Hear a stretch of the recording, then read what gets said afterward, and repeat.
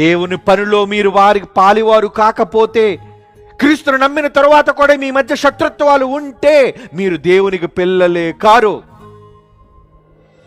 మిమ్మల్ని దేవునికి పిల్లలు చేయడానికే కదండి ఆ మహానుభావుడు ఆయన అనుభవించిన బాధ ఎంత ఎంత ఘోరంగా ఉందో చూస్తారా పాటలో.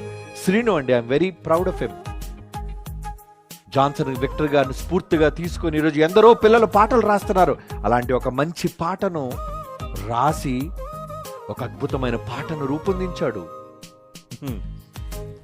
మనిషి పాపంతో మరణిస్తే పోయేది పాతాళమని తెలిసి ఆ మహనీయుడు చేసిన త్యాగం ఈరోజు ప్రపంచమంతా గుడ్ ఫ్రైడే అంటుందో, పునరుద్ధానం అంటుందో, ఈస్టర్గా ఉత్సవం చేసుకుంటుందో. చేసుకోండి, తప్పలేదు.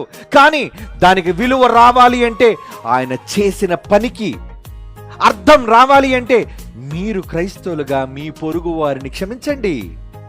ఎవరితో విరోధాలు వద్దు, లేవు మనకి. అందరూ మన బంధువులే. అందరూ ప్రపంచ వ్యాప్తముగా ఉన్న ప్రతి మనిషి మన బంధువు.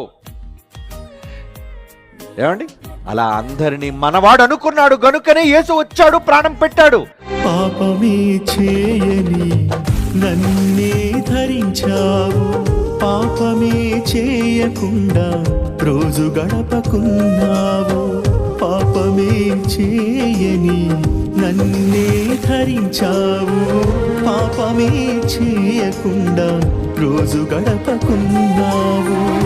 బహిరంగ పాపాలతో బ్రతుకు నింపుకున్నావు, బాహాటంగానే నన్ను సిలువ వేశావు.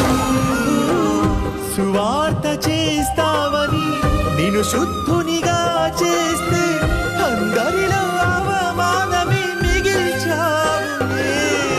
రక్తమిచ్చి బ్రతికిస్తే భక్తి లేక బ్రతుకుతావా?